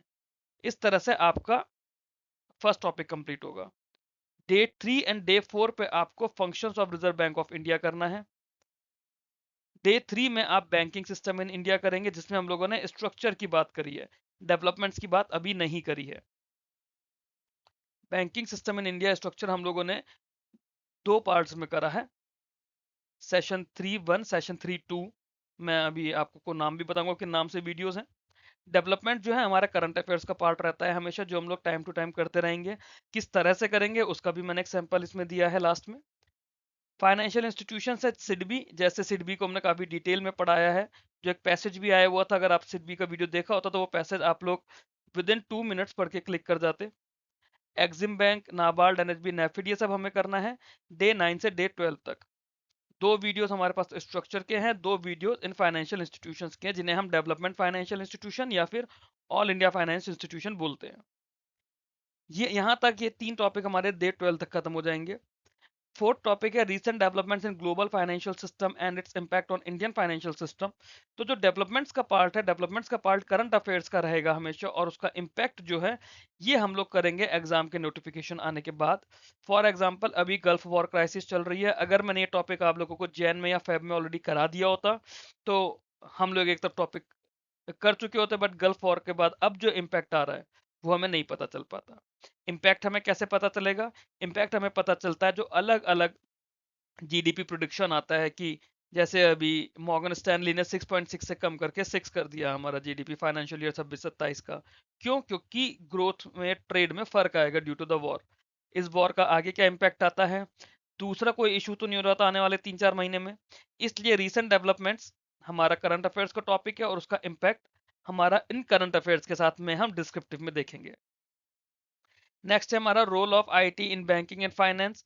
डे 13 और 14 पे करना है। इसमें एआई का रोल पढ़ाया था, तब भी मैंने बोला था कि इसको डिस्क्रिप्टिव के साथ में और ज्यादा डिटेल में कराऊंगा, तो वो हम लोग करेंगे with the time. Non banking system, इसके अंदर 3 वीडियोस कराए हैं मैंने। एनबीएफसी बहुत डिटेल में कराया है, म्यूचुअल फंड्स बहुत अच्छे से कराया है, बाकी भी कराया है। 3 वीडियोस है तो 6 दिन का चलेगा, क्योंकि एक वीडियो हमारा 2 दिन का है। हर टॉपिक के फर्स्ट डे जो वीडियो देखने का है उस दिन आपको वीडियो देखना है, नोट्स बनाने हैं। सेकंड डे आपको रिवाइज करना है। आपका डिस्क्रिप्टिव के लिए लिखने का कंटेंट इसी में सारा है। जिस पैसेज वाले क्वेश्चंस दिखाए थे पैराग्राफ बेस्ड, उस तरह के सवाल आते हैं, तो आपको इसी को पढ़ते पढ़ते वो पैसेज आप आइडेंटिफाई कर सकते हैं। 7th टॉपिक है सेक्शन ए का, डेवलपमेंट इन डिजिटल पेमेंट्स। 2 दिन आपको ये टॉपिक करना है। आई थिंक क्लियर होगा, इसमें कुछ ऐसा क्रिटिकल नहीं होना चाहिए आप लोगों के लिए। पार्ट ए के लिए जो वीडियोस हैं, टोटल 11 वीडियोस हैं। 7 दिन 7 सेशन है। सेशन 1 हमने लिया था structure and functions of financial institutions पर। सेशन 2 लिया था function of reserve bank of India पर। सेशन 3 को हमने 2 पार्ट्स में करा था, banking system in India developments, और उसी के अंदर डेवलपमेंट्स में ही हमने बेसल नॉर्म्स और पीएसए करा था। फिर मैंने आप लोगों को बताया था कि जो रीसेंट डेवलपमेंट्स हैं वो करंट अफेयर्स का पार्ट रहता है। सेशन 4 हम लोगों ने डेवलपमेंट फाइनेंस इंस्टीट्यूशंस का करा था, जिसमें सिडबी और एक्सिम बैंक करा है। हो सकता है जैसा पैसे सिडबी पर आया है वैसा एक्सिम बैंक पर भी आ जाए, नाबार्ड पर आ जाए या नेफिड पर आ जाए। सेशन 4 का फर्स्ट पार्ट ये है, सेकंड पार्ट ये हम लोगों ने करा था। फिर ग्लोबल बैंकिंग डेवलपमेंट्स मैंने आप लोगों को बताया वो करंट पार्ट का है, करंट अफेयर्स का पार्ट क्यों है वो भी आप लोगों को समझाया मैंने। सेशन 5 हम लोगों ने role of IT in banking and finance करा था। सेशन 6 में हम लोगों ने नॉन बैंकिंग सिस्टम पढ़ा था, जिसमें हम लोगों को 3 चीजें पढ़नी थी इंपॉर्टेंट। तीनों चीजें क्या क्या है? एनबीएफसी, म्यूचुअल फंड और पेंशन सिस्टम। ये तीनों चीजें हम लोग करेंगे। सेशन 7 में हम लोग डेवलपमेंट्स इन डिजिटल पेमेंट्स देखेंगे। इसकी हम लोग बात करेंगे, डेवलपमेंट इन डिजिटल पेमेंट्स क्या है, कैसे हैं, ये सब कुछ हम लोग करेंगे। फाइनेंस एंड मैनेजमेंट, सेशन 1 से लेकर सेशन 7 टोटल 11 वीडियोस हैं। 1 2 3 4 5 6 7 8 9 10 11, तो 22 डेज में आपका फाइनेंस का मॉड्यूल ए कंप्लीट हो जाएगा। फिर फाइनेंस का पार्ट बी है जिसमें हम लोग फाइनेंशियल मार्केट्स की बात करते हैं। फाइनेंशियल मार्केट्स को हमने 4 सेशन में करा है, टोटल 5 वीडियोस मैंने दिए हैं। टॉपिक है इसमें हमारा प्राइमरी एंड सेकेंडरी मार्केट्स, जिसमें हमें फॉरेक्स मार्केट करना है, मनी मार्केट करना है, बॉन्ड करना है, इक्विटी करना है। इन मार्केट्स के फंक्शंस करने हैं, इंस्ट्रूमेंट्स करने हैं और इनके रीसेंट डेवलपमेंट्स करने हैं। तो रीसेंट डेवलपमेंट्स जो अभी तक के आ गए हैं वो तो हम लोगों ने ऑलरेडी करे हैं। बाकी डेवलपमेंट जो भी हैं वो करंट अफेयर्स का पार्ट आता है। जैसे मनी मार्केट में आरबीआई ने अभी रिसेंटली गवर्नमेंट की डब्ल्यूएमए की लिमिट दी है। तो अभी जो फर्स्ट हाफ की लिमिट दी है वो हमें अभी करने की नीड नहीं है, क्योंकि अगर मेंस हमारा सितंबर के बाद होता है या फिर दोबारा लिमिट रिवीजन के बाद होता है, तो अभी उसका कोई सेंस नहीं बनेगा अभी से करने का। क्यों? क्योंकि लिमिट रिवाइज हो जाएगी। तो वो कुछ चीजें हम लोग देखते हैं करंट अफेयर्स के साथ साथ क्या होती हैं, बाकी हमारा स्टैटिक का पार्ट हो जाता है। सेशन 8 हमें करना है मनी मार्केट। इसमें कॉन्सेप्ट्स के साथ में मैंने एमसीक्यूज और कुछ डिस्क्रिप्टिव भी दिया है। एमसीक्यूज बेसिक्स दिए हैं, वन वर्ड या मल्टी सेलेक्ट वाले। Session 9 primary market. Primary market में हम लोगों ने यहाँ कैपिटल मार्केट की बात करी है, और कैपिटल मार्केट को हमने 2 पार्ट्स में करा है, प्राइमरी मार्केट और सेकेंडरी मार्केट। सेशन 10 में हम लोगों ने बॉन्ड मार्केट की बात करी है, जिसे डेट मार्केट भी कहते हैं। और सेशन 11 में हमने फॉरेक्स मार्केट की बात करी है। इन्हीं के अंदर इक्विटी मार्केट भी होता है, वो इन्हीं सबके अंदर पार्ट हो जाता है। क्योंकि जब हम इक्विटी मार्केट की बात करते हैं तो इक्विटी मार्केट हमारा प्राइमरी मार्केट का ही एक सबसेट होता है, एक तरह का सबसेट हो जाता है। तो ये टोटल हमारे पास 5 वीडियोस हैं। 5 वीडियोस हैं तो आपके 10 डेज में कंप्लीट होंगे। डे 23 को आप लोग सेक्शन 8 करोगे, 24 को इसे नोट्स के साथ रिवाइज करोगे, 25 को आप प्राइमरी मार्केट करोगे, फिर आप 26 डे पे उसे नोट्स के साथ रिवाइज करोगे। सिमिलरली इस तरह से डे 32 तक आपका ये टारगेट चलेगा। फिर फाइनेंस का थर्ड पार्ट आता है जिसमें जनरल टॉपिक्स है, जिन्हें हमने 7 सेशंस में कवर करा है और 14 वीडियोस हैं इसके लिए। 7 सेशंस में हमने कैसे कवर करा है? सबसे पहले हमारा आता है फाइनेंशियल रिस्क मैनेजमेंट। इसे हम लोग डे 33 एंड 34 पे बात करेंगे इसकी। फिर हमारा आता है बेसिक्स ऑफ डेरिवेटिव्स। हमने इसमें फॉरवर्ड, फ्यूचर्स, ऑप्शन, स्वैप्स सब डिटेल में करा है। इसे आप डे 35 एंड डे 36 पे बात करेंगे। थर्ड नंबर पे आता है आपका ग्लोबल फाइनेंशियल मार्केट्स और इंटरनेट बैंक और इंटरनेशनल बैंकिंग। अगेन ये आपका ब्रॉड ट्रेंड्स और लेटेस्ट डेवलपमेंट की बात कर रहा है। ये करंट अफेयर्स का पार्ट बनता है। जो भी डेवलपमेंट्स आएंगे इस तरह के, वो आपके करंट अफेयर्स के साथ करेंगे। कैसे करेंगे वो मैंने दिया है आपको लास्ट में, कुछ सैंपल दिया है मैंने। सेबी के कुछ न्यूज के बारे में बताया है, इसमें आरबीआई की कुछ न्यूज के बारे में बताया है। बाकी भी हम करते चलेंगे। कैसे करेंगे वो काम मेरा है करवाना, फॉलो करना मुझे आप लोगों का काम है, क्योंकि एट द एंड आप लोगों को अपना सिलेक्शन लेना है, आप लोगों को अपनी मेहनत करनी है, आप लोगों को अपना रिजल्ट लेकर आना है। कब आएगा? जब आप लोग मेहनत करोगे। फाइनेंशियल इंक्लूजन हमारा नेक्स्ट टॉपिक है। डे 37 30 से डे 40 तक करेंगे, क्योंकि 2 पार्ट्स में हम लोगों ने फाइनेंशियल इंक्लूजन करने की बात करी है। Alternate source of finance, private social cost benefit और पब्लिक प्राइवेट पार्टनरशिप, 3 टॉपिक हैं। सिलेबस में इस तरह से एक साथ दिया है। फर्स्ट वीडियो में हम लोग ऑल्टरनेट सोर्स ऑफ फाइनेंस करेंगे 2 दिन तक। फिर हम लोग private and social cost benefit करेंगे। कुछ वीडियोस बड़े होंगे 1-1 घंटे के, कुछ वीडियोस हो सकता है छोटे छोटे हो जाए। वीडियोस छोटे छोटे हो जाएंगे तो आप लोगों को टाइम मिलेगा, क्योंकि आपको साथ में ईएसआई की स्कीम्स भी करनी है, मैनेजमेंट भी करके चलना है। फिर पब्लिक प्राइवेट पार्टनरशिप करनी है, तो सेम वही रहेगा। फर्स्ट डे आप लोगों को नोट करना है, सेकंड डे आप लोगों को रिवाइज करना है। हर वीडियो, हर टॉपिक आपका 2 डेज तक चलेगा, 41 से 46, क्योंकि 3 पार्ट्स का वीडियो है। फिर आता है corporate governance in banking sector. इसको भी हमने 2 पार्ट्स में करा है। डे 47 से डे 50 तक चलेगा, क्योंकि 2 पार्ट्स का वीडियो है तो 4 दिन इसमें लगेंगे। कॉर्पोरेट गवर्नेंस हम लोग यहीं पर कर लेंगे, तो हमें मैनेजमेंट में करने की नीड नहीं पड़ेगी। फिर union budget, concept, approach and broad trends. जब यूनियन बजट की हम लोग बात करते हैं ना, तो यहाँ पर हम लोगों ने यूनियन बजट का स्टैटिक पार्ट करा है। बजट डॉक्यूमेंट जो रिलीज हुआ है हमने उसकी बात नहीं करी। बजट को इटसेल्फ पढ़ने का, जो हमने बजट 26-27 करा है उसकी बात नहीं कर रहे। उसके पीछे जो बेसिक कॉन्सेप्ट्स होता है कि बजट में क्या क्या होता है, बजट के पीछे के कॉन्सेप्ट्स क्या है, वो सब यहाँ हम लोग पढ़ेंगे। और जो ब्रॉड ट्रेंड्स है बजट के, उस पर मैंने ऑलरेडी कुछ कुछ डिस्क्रिप्टिव आप के लिए आप लोगों के साथ न्यूज़पेपर के एडिटोरियल आर्टिकल शेयर करे थे। कुछ हम डिस्क्रिप्टिव क्वेश्चंस में चलेंगे। एक ही दिन का टॉपिक है ये, डे 51 एंड 52। जो बजट के डॉक्यूमेंट वाला वीडियो है वो हमारा ईएसआई का पार्ट है, इकोनॉमिक सर्वे के साथ में, उसको हम वहां करेंगे। बट यहाँ पे भी अगर आप लोगों को किसी भी दिन टाइम मिलता है तो इकोनॉमिक सर्वे और बजट वाले वीडियो जरूर देखिएगा। फिर हमारा 8th टॉपिक काफी बड़ा है, basics of accounting and financial statements.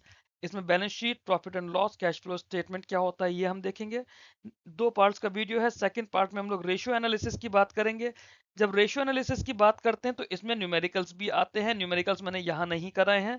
Numericals separately मैं आप लोगों को कराऊंगा। जब एक बार क्वांट्स करा दूंगा फेज 1 के लिए, उसके बाद न्यूमेरिकल्स करवाऊंगा इसके। तब तक न्यूमेरिकल्स के लिए परेशान मत होना। एग्जाम में आमतौर पे एक न्यूमेरिकल आता है, बट वो भी इतना टफ नहीं होता। आपको कुछ कुछ पैरामीटर्स दे देगा और पूछेगा कि ठीक है इसका प्रॉफिट आफ्टर टैक्स निकाल कर बता दो। वो हम लोग कर लेंगे कैसे होगा। 2 पार्ट का वीडियो है, डे नंबर 53 से 56। फिर टॉपिक आता है आपका इन्फ्लेशन। इन्फ्लेशन इस बार बहुत ज्यादा जरूरी टॉपिक है। रीजन बीइंग कि इन्फ्लेशन का जो सीपीआई हम लोग देखते हैं, उसका इंडेक्सिंग ईयर चेंज हो गया है। वो डिटेल मैंने ऑलरेडी वीडियो में प्रोवाइड करी है आप लोगों को उससे रिलेटेड। उसका इम्पैक्ट भी हम लोगों ने पढ़ने की कोशिश करी है कुछ पीडीएफ के थ्रू। अदरवाइज डिस्क्रिप्टिव में मैं आप लोगों को ऑलरेडी दूंगा ही दूंगा। तो ये हमारा 2 पार्ट्स का वीडियो चलेगा पूरा डे 57 से लेकर डे 60 तक। और 60th डे पे आप लोगों को फाइनेंस का सिलेबस कंप्लीट हो जाएगा।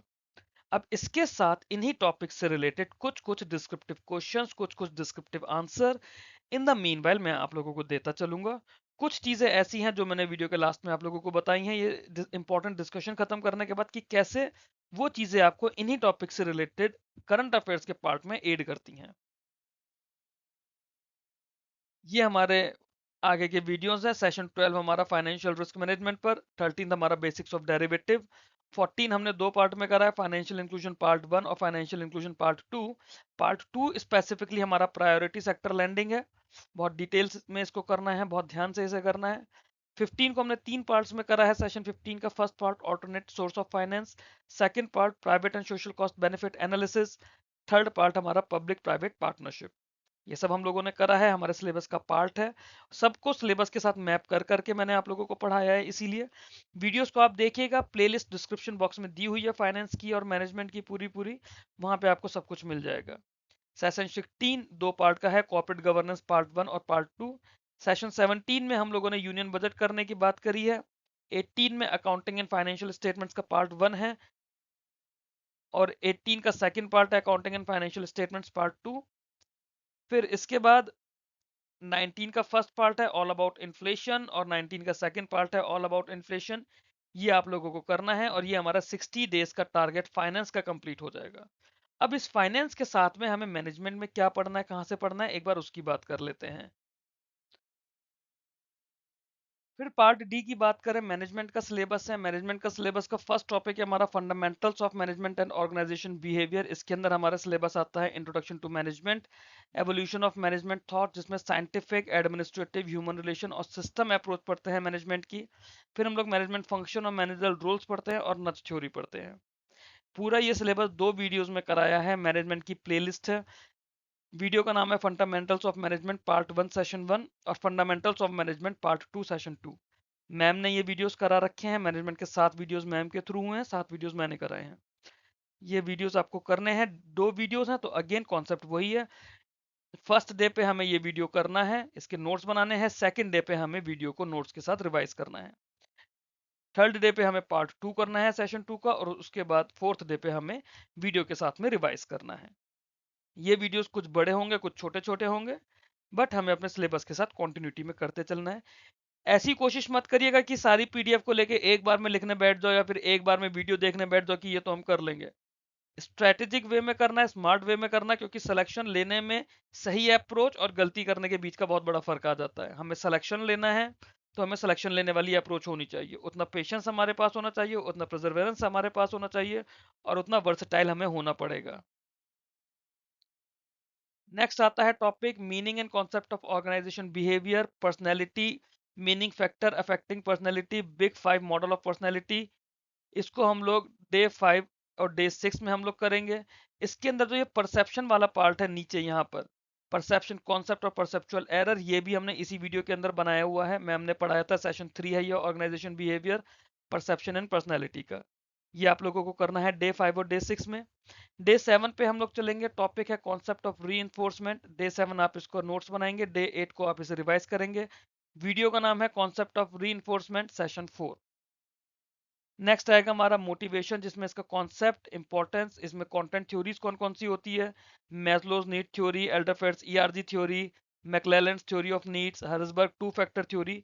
फिर प्रोसेस थ्योरी में एडम्स इक्विटी थ्योरी और ब्रूम्स एक्सपेक्टेंसी थ्योरी डे 9 और डे 10 पे किया जाएगा। करीब 1 से 1.5 घंटे का वीडियो है ये। इसमें आपको थोड़ा सा टाइम लगेगा, बट ये वीडियो बहुत ज़्यादा इंपॉर्टेंट है डिस्क्रिप्टिव के लिए भी और ऑब्जेक्टिव के लिए भी।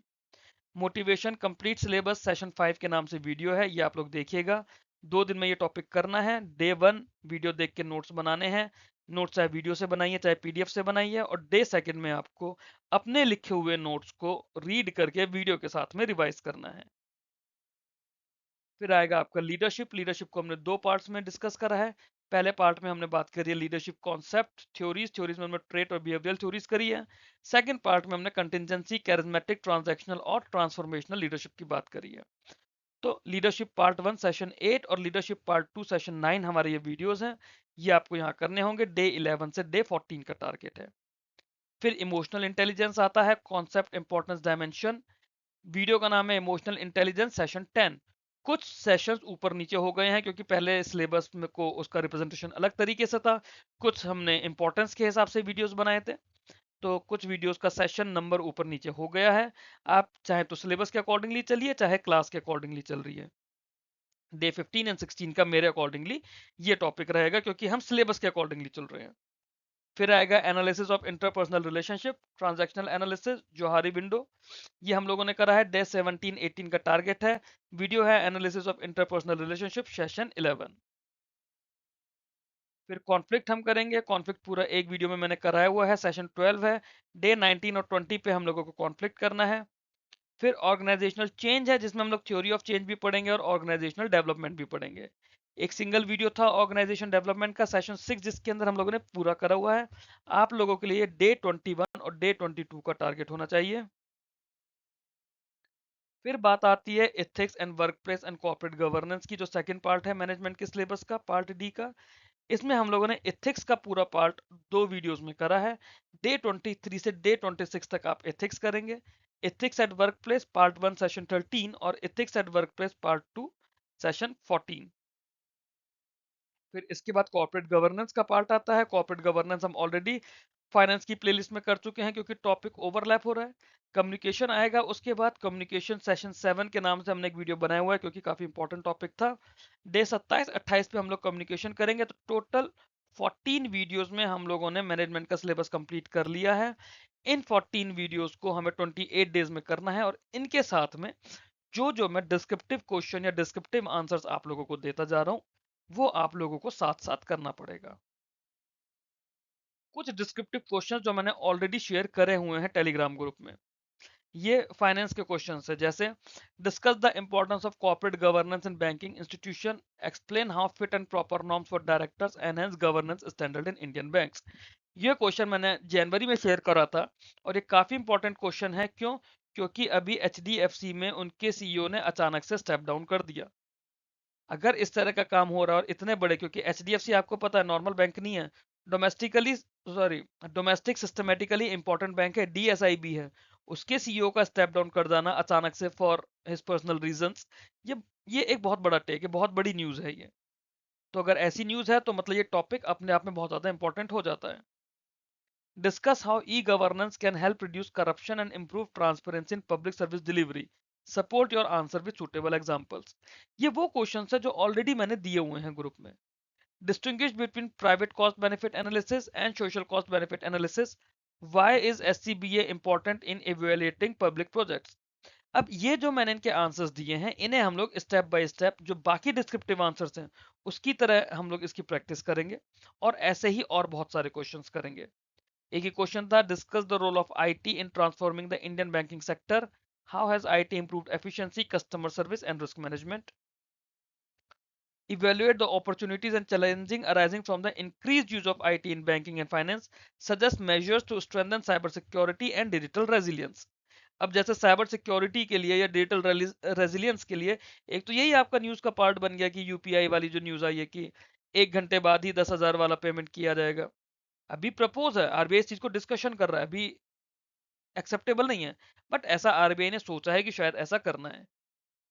तो ये चीज आपकी न्यूज का पार्ट बन जाती है। इस तरह से हमें ये भी देखना है कि हमारा सिलेबस के साथ में न्यूज का कौन सा पार्ट इंपॉर्टेंट है, किस तरह की न्यूज चल रही है, सो दैट हम करंट अफेयर्स के साथ लिंक कर पाए अपने सिलेबस को। ये कुछ मैनेजमेंट के क्वेश्चन है, जैसे explain the evolution of management thought in detail, compare classical, neo classical and modern management theories with suitable examples, describe the functions of management, planning, organising, staffing, directing and controlling, discuss how these functions interact to achieve organizational objectives, discuss the major leadership theories, trait, behavioral and contingency, evaluate their relevance in modern organization। तो सिर्फ theory नहीं पढ़नी है, answer में हम उनका evaluation भी पढ़ रहे हैं, उनकी रेलेवेंस भी पढ़ रहे हैं, ताकि अगर कोई चीज गलती से भी ऐसी हो जो हमारे वीडियोस में मिस हो गई हो, उसे हम डिस्क्रिप्टिव आंसर्स के थ्रू कर लेंगे, ताकि अगर एग्जाम में आपके पास कोई पैसेज आए, वो ऐसा अनसीन पैसेज ना रहे। एग्जाम में कोई ऑब्जेक्टिव क्वेश्चन आए, वो अनसीन आपको ना लगे, और एग्जाम में अगर कोई डिस्क्रिप्टिव क्वेश्चन आ रहा है तो आपको ये ना लगे कि ये हमसे क्या पूछ लिया। एक क्वेश्चन था, discuss Vroom's expectancy theory of motivation, how does it differ from need based theories and how it can be used to enhance employee productivity. तो यहाँ पे हमने थ्योरी ऑफ मोटिवेशन के साथ उसके डिफरेंसेस भी देखने हैं और उसका एप्लीकेशन भी देखना है कि उसका सिग्निफिकेंस क्या है, उसका एप्लीकेशन कैसे है। तो ये तो था कि आपके एग्जाम में क्या आएगा, किस तरह के क्वेश्चंस मैंने आप लोगों को दिए हैं। विश्वास क्लासेस में आप लोगों को क्या मिलेगा यूट्यूब पर, एएसआई के स्टैटिक नोट कंप्लीट मिलेंगे। जो मैंने अभी आप लोगों को बताया था कि मॉड्यूल 2 नहीं हुआ, मैं मॉड्यूल 2 भी आप लोगों को इसका कवर कराऊंगा और उसके वीडियो लेक्चर्स आप लोगों को प्रोवाइड करूंगा। फिर आप लोगों को कंप्लीट फाइनेंस के नोट्स मिलेंगे, फाइनेंस के वीडियो लेक्चर्स मिलेंगे, ऑलरेडी अपलोड करे हुए हैं। मैनेजमेंट के कंप्लीट नोट्स हैं, कंप्लीट वीडियो लेक्चर सीरीज है। गवर्नमेंट स्कीम्स का पूरा कॉम्प्रिहेंसिव रिव्यू मंथ वाइज में ऑलरेडी करवा रहा हूँ, मैंने जनवरी 2026 से कराना शुरू करा है। आप लोग इसको मई 2026 से देखना शुरू कर दीजिए, क्योंकि मई से आप लोग देखना शुरू करेंगे ना, तो एक साल के अंदर अंदर जब तक आपका पेपर आएगा 7-8 महीने में, तब तक आपकी सारी स्कीम, जो भी जिस भी स्कीम पे सवाल बन सकता है, वो आपका कवर हो जाएगा। बाकी स्कीम जो है वो हम लोग डिस्क्रिप्टिव आंसर्स में करेंगे। हम लोग इसमें प्रैक्टिस एमसीक्यूज करेंगे, टॉपिक वाइज, सब्जेक्ट वाइज, और इसके साथ में डिस्क्रिप्टिव भी करेंगे, प्लस डिस्क्रिप्टिव भी करेंगे। मैंने अभी 16 डिस्क्रिप्टिव क्वेश्चंस पर सब्जेक्ट ऑलरेडी अपलोड करे हुए हैं। आप लोगों के लिए जो नए डिस्क्रिप्टिव क्वेश्चंस हैं, वो नोटिफिकेशन आने के बाद शुरू करेंगे। तब तक व्हाट आई वांट कि इंग्लिश के जो डिस्क्रिप्टिव क्वेश्चंस हैं, फाइनेंस के जो डिस्क्रिप्टिव क्वेश्चंस हैं, मैनेजमेंट के, ईएसआई के, वो देख के उन्हें करना सीखिए। क्वेश्चंस को देखिए किस तरह से हमने लिखा है, उस क्वेश्चंस में जो मैंने मटेरियल दिया, जो कंटेंट दिया, उस कंटेंट को रीड करिए, ताकि आप लोगों को एक आइडिया लगे डिस्क्रिप्टिव किस किस तरह से लिखना है। करंट अफेयर्स आप लोगों को मैं प्रोवाइड करूंगा, क्वांट्स और रीजनिंग आप लोगों को मैं प्रोवाइड करूंगा, फेज 1 के लिए इंग्लिश का प्रैक्टिस मटेरियल भी मैं प्रोवाइड करूंगा। तो मेरे पास आप लोगों को इंग्लिश के वीडियोस के अलावा, अपार्ट फ्रॉम इंग्लिश वीडियोस, जो इंग्लिश फेज 1 के लिए आपको वीडियोस चाहिए, उसके अलावा पूरा आप लोगों का सिलेबस मैं कवर करा रहा हूँ विश्वास क्लासेस पे। अब करना आप लोगों को है, प्रैक्टिस आप लोगों को करनी है इसकी। विश्वास क्लासेस के साथ में जुड़ने के लिए इस वीडियो में थैंक यू वेरी मच। अगर आप लोगों को सच में सीरियसली तैयारी करनी है इस एग्जाम के लिए, तो ये मेरा टेलीग्राम का चैनल है RBI GRB 2026, और ये टेलीग्राम का ग्रुप है ग्रेड बी 27 को टारगेट करते हुए RBI ग्रेड बी 27। इन दोनों चैनल्स को और ग्रुप को आप लोग ज्वाइन कर लीजिए, सो दैट आप लोगों से कोई भी अपडेट मिस ना हो। वीडियो अच्छा लगा हो, स्ट्रेटेजी समझ आई हो, और आपको लगता है आप साथ में तैयारी करना चाहते हैं, तो वीडियो को लाइक करके चैनल को सब्सक्राइब कर लीजिए, और आने वाले वीडियोस के नोटिफिकेशन के लिए बेल आइकन प्रेस कर दीजिएगा। Thanks for watching this video. Keep learning, keep growing.